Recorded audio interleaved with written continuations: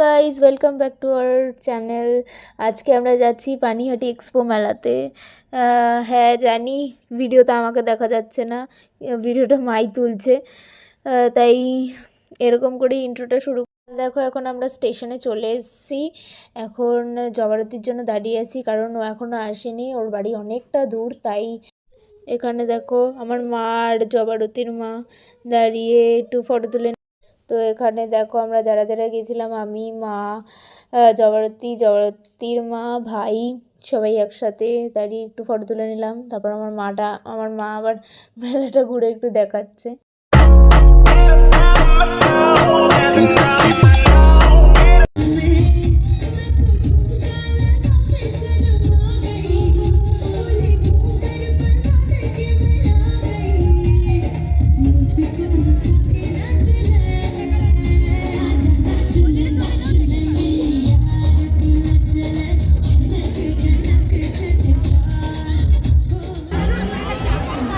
এটাতে চড়ার মতো বয়স নেই, আর ওটা চড়ার মতো ক্ষমতাটা ওর নেই, বাট আমার আছে। ওর থাকলেই যে সবার থাকবে, এর কি মানে?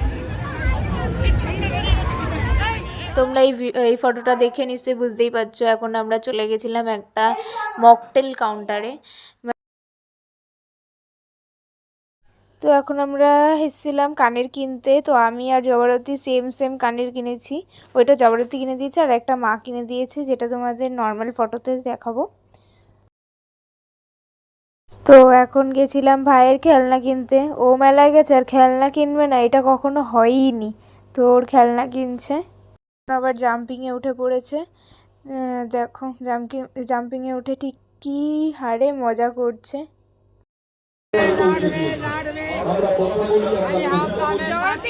ওখানে বোতল কিনতে পাওয়া যাচ্ছে, বোতল কিনবি? তুই কে 200 টাকা করে দাম।